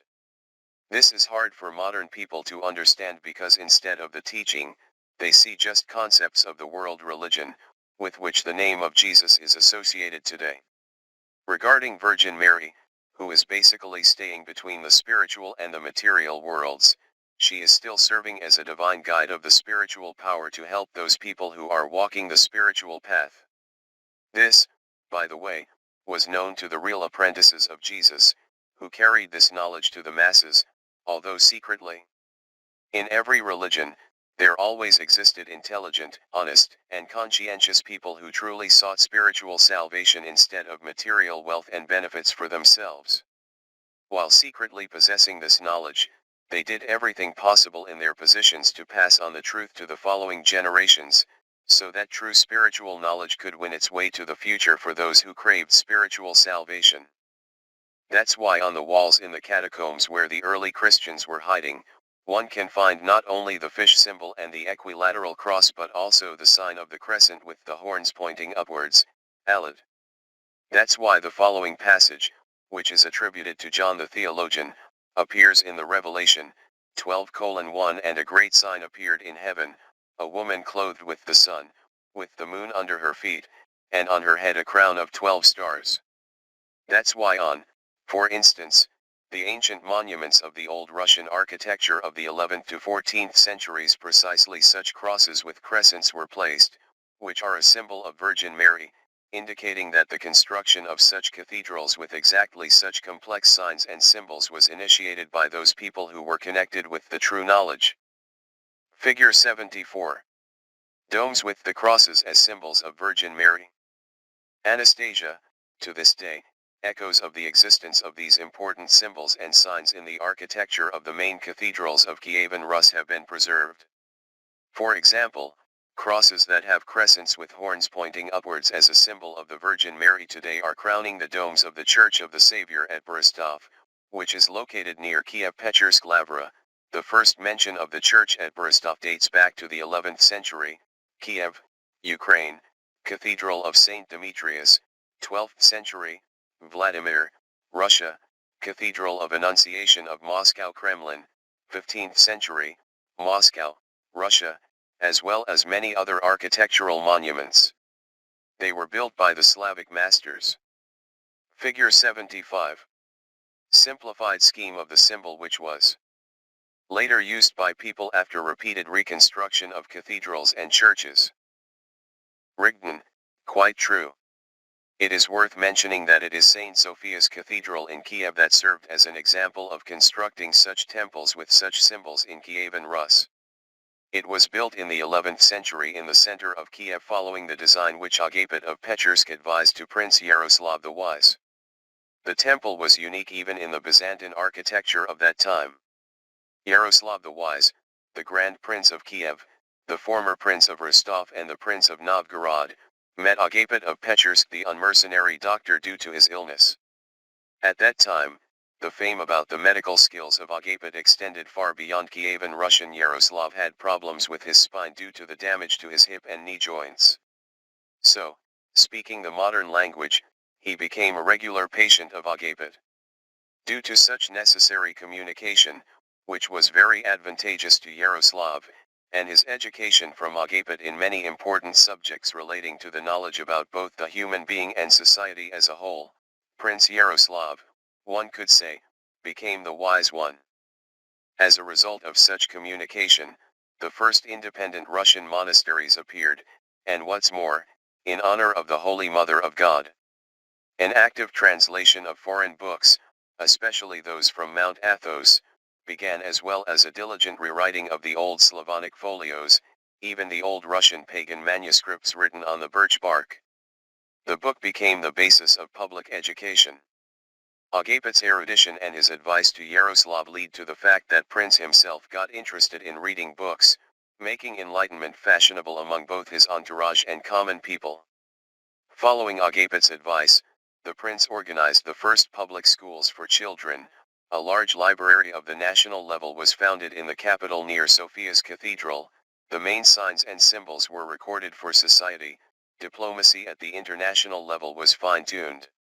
So it is not surprising that Kievan Rus reached the height of its development during the reign of Yaroslav the Wise. Anastasia, these facts are really interesting, and they explain many things about such an extreme change in Yaroslav's behavior, from the cruel ruler who wouldn't hesitate to use any means to seize power in Kiev to a leader who became wise during his reign in Kievan Rus after meeting Agapit of Petchersk. Also, the symbols and the unusual architecture of the five-navel cross-dome temple of Sophia's Cathedral is far from accidental, taking into account the 13 cupolas and the pyramidal composition. By the way, could you explain to readers what the concept of nave means in architecture? Rigden, this word is derived from the Latin word navis meaning a boat. In architecture, it refers to an elongated part of the building, an elongated room resembling a ship, like the symbolic sun boat, which was known already during the Tripoli civilization, when it was depicted with a circle in the form of the AllatRA sign, or as it was called in the ancient Egyptian mythology, the boat of eternity. By the way, later in the 12th century, seagoing sailing ships received that name, nave. In the symbolic meaning of this cathedral, it meant a boat sailing through time, in general, a spiritual arc of Kievan Rus. Anastasia, it should be noted that the building of St. Sophia's Cathedral in Kiev experienced numerous partial destructions by time and people. In the 17th to 18th centuries, as a result of the temple's reconstruction, its external appearance was significantly changed. Rigden, this is truly so. But interestingly, despite all these vicissitudes of almost 1,000 years, to this day, in a special niche, in the arch of the main altar, the same old Russian Orthodox pearl is shining, a 6-meter mosaic of the Mother of God, the so-called Orantat. In Christianity, it is considered to be one of the iconographic types of the Mother of God, who is portrayed full length with her arms bent at elbows and raised level with her face. Anastasia, so, the arms of the Mother of God are depicted in the form of the symbolic sign of Allat, the same ancient symbol of spiritual fusion of the personality with the soul, enlightenment and cognition of the truth, and attainment of spiritual liberation.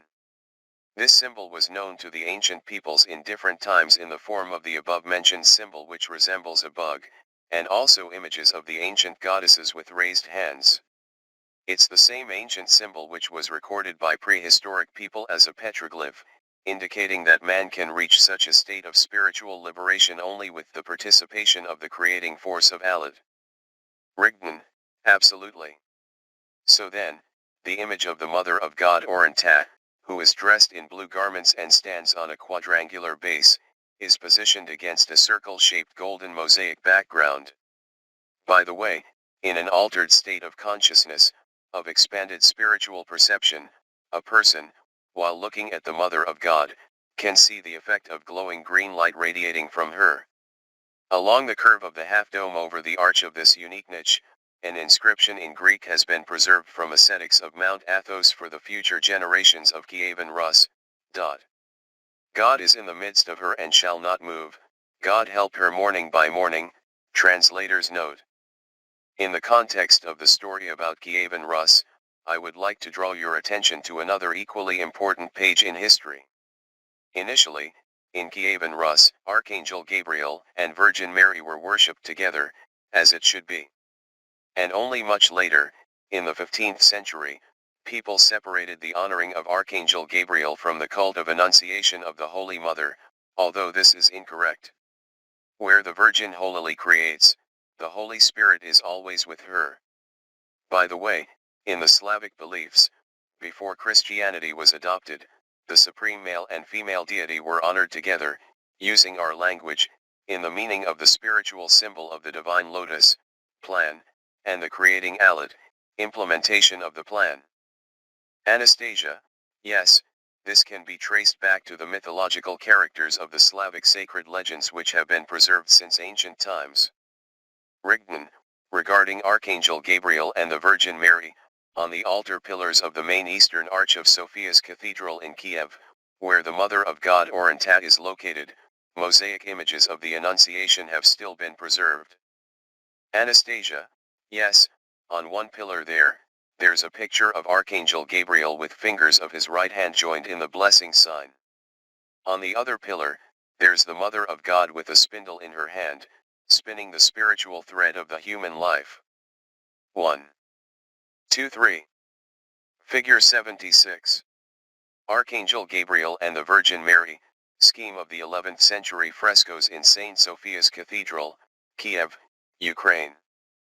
A schematic drawing of the 11th century mosaic, the Mother of God Oranta, the main altar of the cathedral, the symbol of the crescent with its horns pointing upwards and a circle, AllatRA, encoded in the image.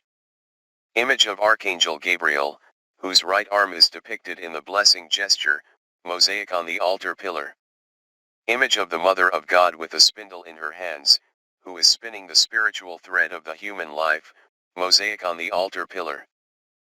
Rigdan, I would like to mention that in the Old Slavonic language, the word, spindle, is linked to the word, to spin, a vortex, spiral movement.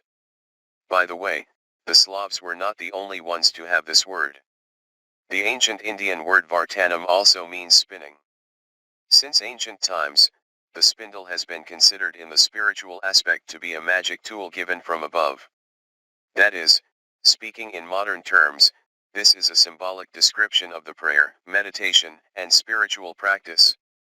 Spinning with yarn using the spindle was a certain spiritual symbol known to many peoples as the union of the earth and heaven, the union of man during his fleeting life with the spiritual divine nature, the soul. The yarn in the religious art symbolized human spiritual life, and in the global meaning, it was a symbol of time, the connection of the past, the present, and the future. It was a spiritual component which united all pearls, souls. Many ancient peoples depicted the Great Mother with a spindle in her hands. Anastasia, interestingly, scientists have ascribed the Great Mother to lunar goddesses, since she was usually portrayed by different peoples with a certain very ancient sign in the form of the moon sickle, that is, a crescent with horns pointing upwards, above which a circle was placed. Rigdan, yes, man does not pay attention to many things until he knows. But as soon as real knowledge touches his brow and his soul awakens, he gains wisdom. And wisdom begets action. Anastasia, those are golden words, the very truth itself. I think that for many readers, just like it was for us some time ago, it will be very interesting to find out about the active signs that were circulated in large numbers in Kievan Rus in that time. Could you tell us more about this important moment in history? Rigdan, Agapit of Petchersk partially let Yaroslav the Wise in on the secret of active signs. He told him in detail how and what particular main places of worship should be built in the capital and in the country, and most importantly, how and what signs to place on them. And also what had to be done to activate those signs in order to generate a spiritual surge in people and protect them from the influence of negative forces of the invisible world. Agapit, of course, pursued his own goals, laying the foundation of spiritual signs for future generations, as opposed to the fleeting human goals of Yaroslav. Still, people are people. Even if you warn them 10 times of the consequences, they still try to make adjustments from the mind to the knowledge given to them. Unfortunately, Yaroslav was no exception to the human race, at least, in this respect.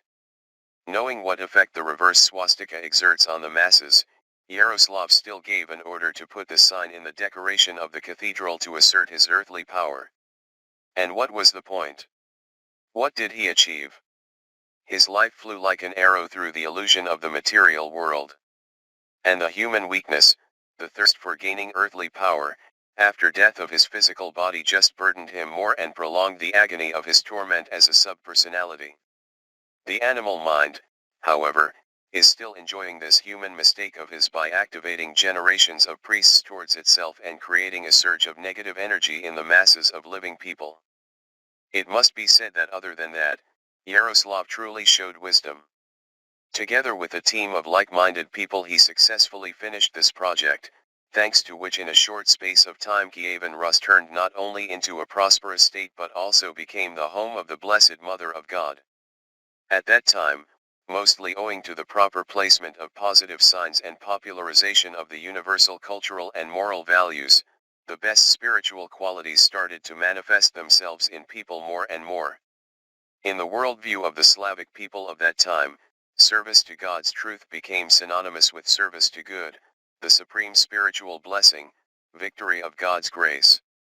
In fact, people found a common peaceful ground between their old beliefs and the new ones introduced by the previous politicians and priests. That is why after the strife on religious grounds in that period of time, a positive surge occurred, such a spiritual unity of people on the territory of the old Russian state which previously had not differed from other countries of those times, which were drowning in civil strife. So, St. Sophia's Cathedral played a key role in this project. First of all, Sophia's Cathedral, built in Kiev, was copied, although not on the same scale but with a similar design of the 5-navel cross-dome temple, in the cities of the old Russian state which were important at that time, Veliki Novgorod, this city still exists in Russia, and also Polotsk, this city exists to this day and is located in the Vitebsk region of Belarus. Not only was the external design copied but also the spiritual content, starting with placement of the main symbols and signs and the icon of the Mother of God Oranta and ending with creation of educational libraries and schools for those temples. In St. Sophia's Cathedral in Veliki Novgorod, they still place a figurine of a dove on the cross of the central dome of the temple as a symbol of the Holy Spirit. In the history of the travails of the temple in Polotsk, it is mentioned that in the 18th century there was even an attempt to remake the temple in the honor of the descent of the Holy Spirit. The dove is already a substitution by people for the older finial of the cross, the AllatRA sign in the form of a crescent with its horns pointing upwards and a circle above. Earlier, the dove was depicted with its wings outspread. When a person looked up at the cross of the cathedral, instead of the dove he would see the sign that was visually created by the raised wings and the little head of the dove, in the form of a crescent with its horns pointing up and a circle. Secondly, the original of those copies, St. Sophia's Cathedral in Kiev, was built not on its own but as part of a complex. The 4 city gates were built along the corners of the cathedral at the same distance from it, and they were also marked with signs. Although it would be more correct to say that they were the gates to the so-called upper town, which was located on the old Kiev mountain, now the central part of Kiev. Anastasia, so, the four gates around St. Sophia's Cathedral in Kiev make a diagonal cross similarly to the four essences, where the cathedral itself is the center as a symbol of the soul. Rigden, precisely. In the religious symbolism of Christianity, gates are entrances leading from the fore-church to the temple, and from the temple to the altar. The main gate of the old Russian iconostasis in an Orthodox temple was located opposite the throne, in the altar, and was called the Holy Gate in the meaning of spiritual and not political supremacy. Usually, in its upper part, the Annunciation scene with Archangel Gabriel and the Virgin Mary was depicted, and the bottom part had four evangelists in pairs on the wings of the doors. So, the opening of the Holy Gate at certain moments of the service symbolizes the opening of the kingdom of heaven, that is, an entrance, a passage to another, spiritual world. And this symbol did not appear without a reason. This energy process of the opening of a passage into another world really takes place during the spiritual work, both individual and collective, of strong spiritual individuals, regardless of what religion they belong to and in which country they live. By the way, in ancient times among the peoples of, for example, Kievan Rus, the opening of the gate of the city meant to let someone into the city. In case of enemies, it meant the capture of the city or the wish of the city dwellers to lay down their weapons. If a chronicle mentioned the closing of the main gates before the enemy, that meant a decision of the residents to offer resistance. The main Golden Gate of the ancient Kiev became the southern gate facing Mount Athos, which is considered to be the abode of the Mother of God. To be more precise, geographically, it was located in the southwestern part of the city. On this main gate, Golden Gate of the city, a church was built in honor of Archangel Gabriel and the Mother of God, the Church of the Annunciation, in order to always give joy to that city with the Holy Annunciation and a prayer of the Holy Mother of God and Archangel Gabriel. Anastasia, yes, historical information about this was recorded in the Hypatian Codex. Even to this day, words have been preserved that can be found in the historical multi-volume collection, which tells about the literature of the ancient Rus, starting in the 11th century, the Library of the Literature of the Ancient Rus, Volume 1, page 50. If Archangel gives a kiss to the girl, it will be given to the city as well. Because towards her is joy, the joyed one. God is with you, and towards the city, joy, the pious city. God is with you. Translator's note. Kiev has historically been under the patronage of the Mother of God and Archangel Gabriel. This is an obvious fact, which today is kept quiet. That is why today on the coat of arms of Kiev one can see Archangel Michael as the patron of the city, who is shown with an unsheathed sword as a symbol of the Kievan princes who waged wars, including among themselves, like so many in position of power at the time. Rigden, well, what can you do with these statesmen? As in the ancient times, so is now, kings talk about little things like about great things, calling rebellion onto themselves. But this is not important. The main thing is that people still keep alive the memory and honoring of Archangel Gabriel and Virgin Mary, regardless of the earthly wishes of today's princes. Anastasia, without a doubt, this spiritual memory of the peoples can be traced from generation to generation, and it cannot help but make one happy. But let's get back to the conversation, which is so interesting from the historical perspective. So, the Golden Gate in Kiev was a symbol of the city, which was equivalent to the front essence in the spiritual interpretation of the knowledge about man. Therefore, the symbol of the city's past, that is, the back essence. Rigden, and the first stone church of Kievan Rus, which was dedicated to the Blessed Virgin Mary and which today is known in history as the Church of the Tithes, became the conditional northern gate. It was built ages ago by Prince Vladimir, Yaroslav's father. The entire old Grand Ducal court of Vladimir was located beside it. Generally, it must be mentioned that this place has a more ancient history in relation to pre-Christian places of worship.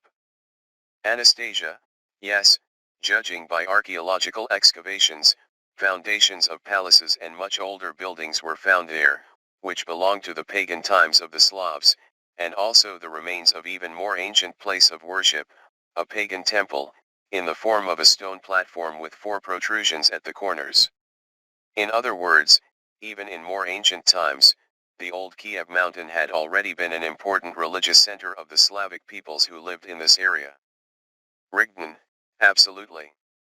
So, Yaroslav the Wise not only restored this church but also consecrated it once again on the advice of Agapit, this time in the right way.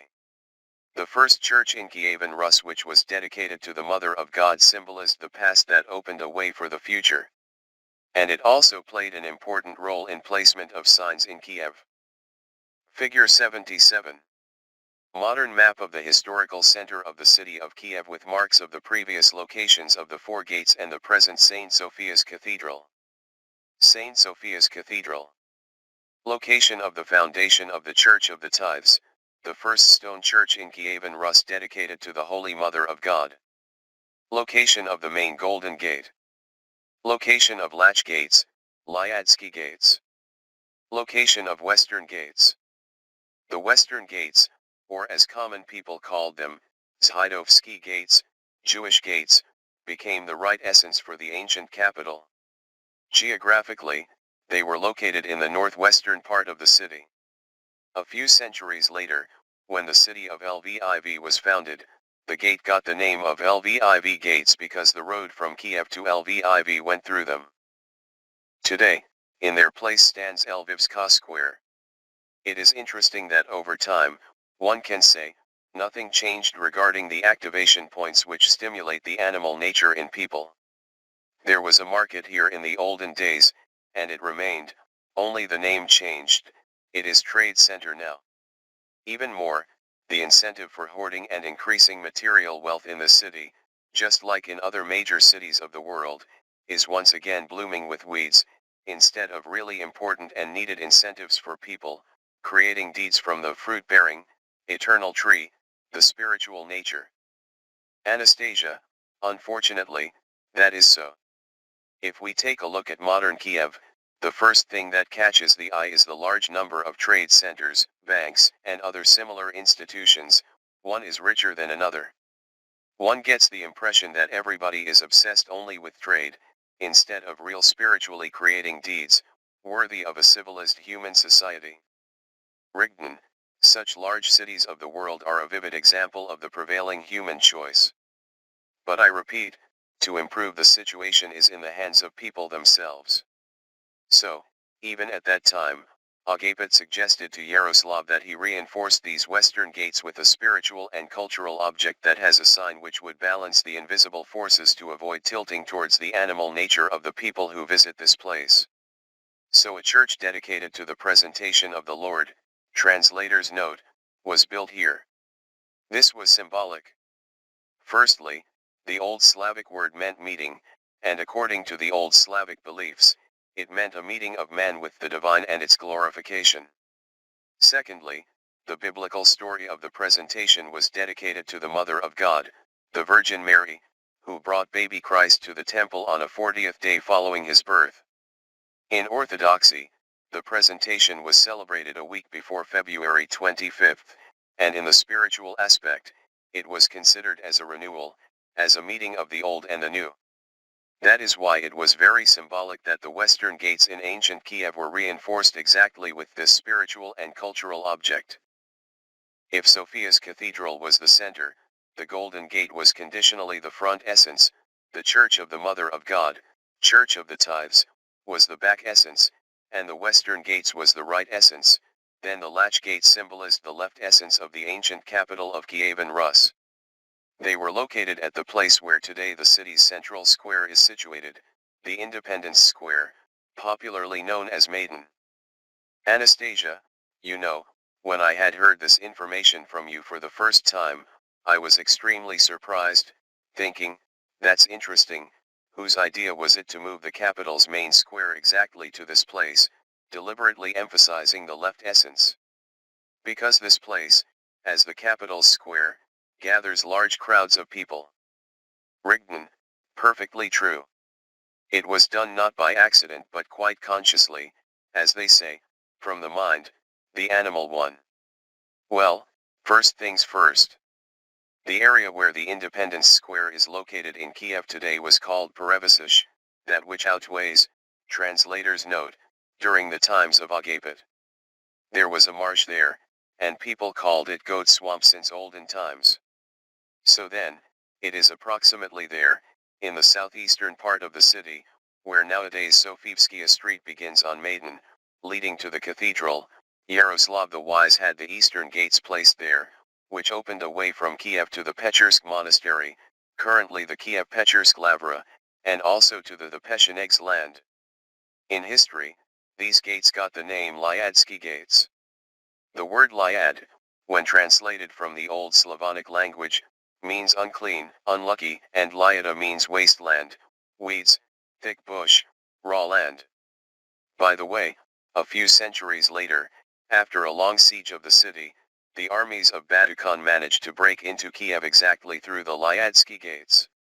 Regarding the place itself, it remained a wasteland until the 19th century, when Freemasons, doing their bit to destroy the spiritual heritage of the Slavs, initiated construction of the city council building, particularly in this unclean place. Anastasia, yeah, well, independence on Goat Swamp. To make the main square of such a city in such a place. Yes, Freemasons only look native to people, but they're alien in mind. Rigden, that is why they block nations' access to the knowledge. They do everything to make people uninterested in their real spiritual history. They poison people with their lies, hiding obvious facts from them. Just look at their symbols. There are swords, bows, and arrows, axes, shields, compasses, and lions everywhere, the Freemason symbols. If one just takes interest in history, one can trace an almost simultaneous destruction of even the smallest remnants of those iconic structures which had been built for people and activated with signs, for example, in Kievan Rus during the times of Agapit. For instance, the conservation restoration of St. Sophia's Cathedral in Kiev took place exactly in the 17th to 18th centuries, and it was surreptitiously rebuilt in Baroque style, which is why the building significantly changed its external appearance, including its geometric and spatial image.